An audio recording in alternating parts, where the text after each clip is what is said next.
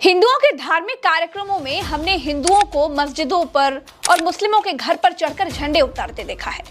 क्या किसी मुस्लिम यात्रा के दौरान किसी मुस्लिम को आपने हिंदू मंदिर की प्राचीर पर चढ़कर झंडे उतारते देखा है, झंडे नोचते देखा है? नहीं ना। हमने हिंदू धार्मिक यात्राओं में तेरी माँ का डैश डैश गाना बजते सुना है। क्या आपने कभी किसी मुस्लिम धार्मिक यात्रा में अब शब्दों से भरे गाने बजते या फिर किसी को गाते हुए सुना है? नहीं ना। नाज़रीन, इनको तो आप जानते होंगे, ये हैं प्रतिज्ञा मिश्रा। बहुत ही बेहतरीन रिपोर्टर हैं, अच्छी और सच्ची खबरें दिखाती हैं। ये वीडियो बहुत ही इम्पोर्टेंट होने वाली है, बहुत ही अहम वीडियो है, बहुत ज़रूरी वीडियो है। लिहाजा मैं हर एक हिंदुस्तानी से गुजारिश करूंगा कि आप हज़रात एक बार इस वीडियो को ज़रूर देखिएगा। मैं ये नहीं कहूंगा कि मेरे हिंदू भाई देखे, मेरे मुस्लिम भाई देखे, नहीं, बल्कि हर एक हिंदुस्तानी को ये वीडियो देखना जरूरी है, लाजमी है। बहुत ही जरूरी वीडियो है और आपसे गुजारिश करूंगा कि आखिर तक वीडियो देखिएगा, आखिर तक इस वीडियो पर बने रहें। एक गुजारिश और भी आपसे करूं कि आप हजरात हमारे चैनल पर नए मेहमान हैं तो हमारे चैनल को सब्सक्राइब कर लीजिएगा, बेल आइकन को दबा दीजिएगा और अगर पेज पर देख रहे हैं तो पेज को फॉलो कीजिएगा, वीडियो को लाइक और शेयर जरूर कीजिएगा। आइए पहले प्रतिज्ञा मिश्रा को सुन लेते हैं, इनकी रिपोर्ट सुन लेते हैं, ये क्या कहती है। बहुत ही जरूरी अहम ये वीडियो है। मैं आखिर में दो चार जुमले अर्ज करूंगा, वो चाहे आप सुने या ना सुने, लेकिन प्रतिज्ञा मिश्रा की पूरी वीडियो आप हजरात जरूर सुनिएगा। आइए देखते हैं ये क्या कहती हैं। नमस्कार। हिंदुओं के धार्मिक कार्यक्रमों में हमने हिंदुओं को मस्जिदों पर और मुस्लिमों के घर पर चढ़कर झंडे उतारते देखा है। क्या किसी मुस्लिम यात्रा के दौरान किसी मुस्लिम को आपने हिंदू मंदिर की प्राचीर पर चढ़कर झंडे उतारते देखा है, झंडे नोचते देखा है? नहीं ना।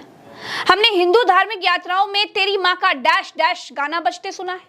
क्या आपने कभी किसी मुस्लिम धार्मिक यात्रा में अब शब्दों से भरे गाने बजते या फिर किसी को गाते हुए सुना है? नहीं ना। यही फर्क है दोस्तों। हम हिंदुओं ने अपने धर्म को राजनीतिक टूल बना दिया है।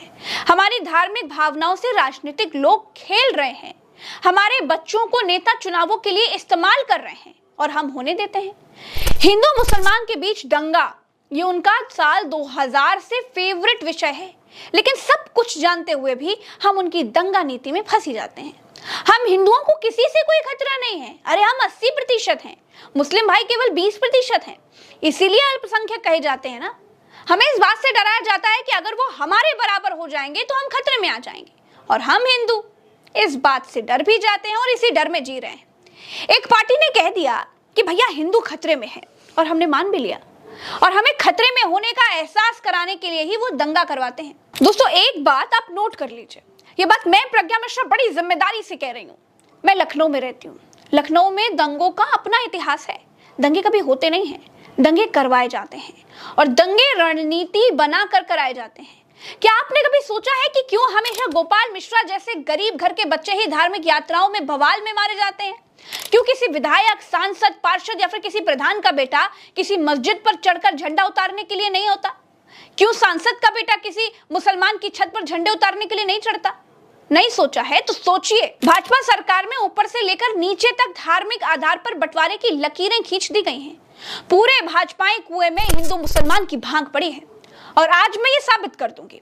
आप सबसे पहले सबसे निचले पायदान पर खड़ी पुलिस को देखिए, सुनिए जरा, क्योंकि पुलिस वही बोलती है, वही कहती है, वही करती है जो उसे आदेश दिया जाता है। पुलिस के लिए एक जिले में रहने वाले लोग जनता ही होने चाहिए। भाजपा सरकार में पुलिस लोगों को मोहल्ले और उनके नाम से नहीं पहचान रही है, धर्म से पहचान रही है। पुलिस ने भी समाज को हिंदू इलाके और मुस्लिम इलाकों में बांट दिया है। महसी के महाराजगंज क्षेत्र में आज जब एक जुलूस एक मुस्लिम क्षेत्र में से एक मस्जिद के पास से निकल रहा था, वहाँ पे दोनों पक्षों के बीच में कुछ विषय को लेकर तकरार हुई, जिसमें दोनों पक्ष आमने सामने हुए। उसमें आपस में कुछ लोग उत्पात मचाने लगे, जिस घटनाक्रम में एक व्यक्ति को हिंदू पक्ष की तरफ से गोली लगी और बाद में उसकी मृत्यु हो गई। अब इन पुलिस से काम करवाने वाले भारतीय जनता पार्टी के विधायक की भाषा देखिए, और हिंदू मुसलमान करने का स्तर भी समझने की कोशिश करिए। ये भाजपा के विधायक शलभ मणि त्रिपाठी जी हैं। ये मेरे सीनियर पत्रकार हैं, अब भाजपा के विधायक हैं।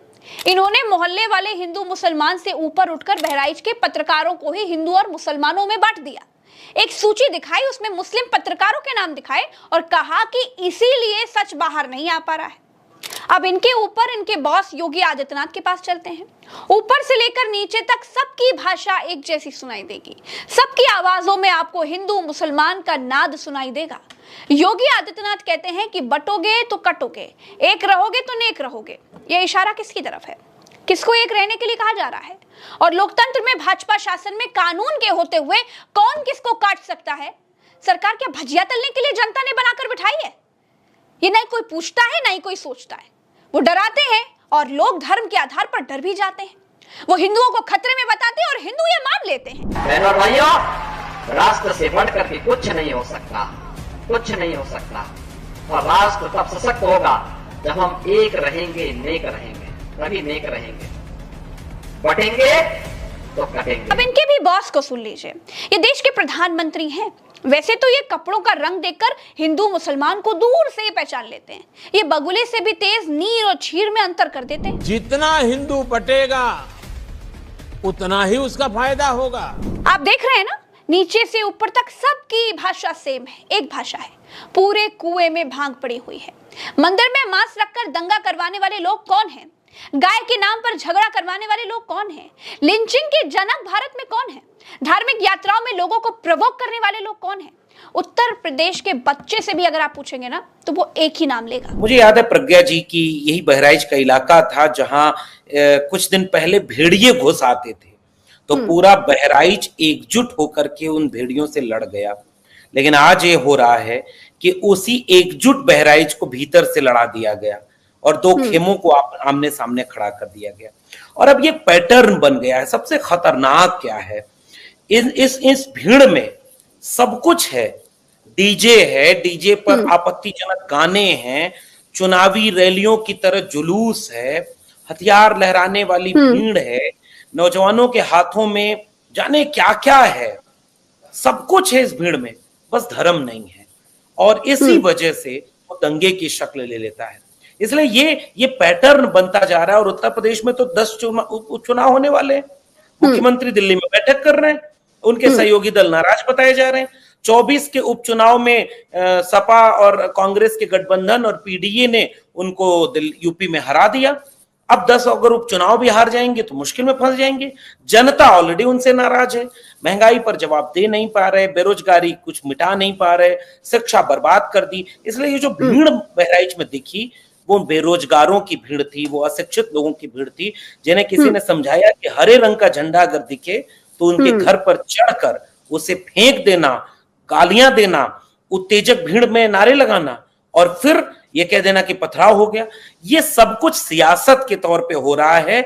इसके अलावा ऐसा कुछ भी नहीं है। जो मोहल्ला एक समय शांति से रहा हो, वो मोहल्ला किसी एक धर्म के जुलूस में अचानक आग में चला जाएगा। वो यूं ही नहीं होता अगर उसमें सियासत ना होती। तो ये शुद्ध तौर पर सियासी मामला है। आप सोच कर देखिए कि यही उत्तर प्रदेश के मुख्यमंत्री योगी आदित्यनाथ हैं। ये कहते थे कि उत्तर प्रदेश में कोई दंगा नहीं कर सकता। यही अमित शाह थे, ये कहते थे कि उत्तर प्रदेश में दूरबीन लेकर के भी कोई गुंडा दिखाई नहीं देता। तो फिर बहराइच का दंगा कैसे हो गया? क्या चुनाव से पहले दंगा होने दिया गया? दंगा सिर्फ एक दिन नहीं हुआ है, 2 दिन तक हुआ है।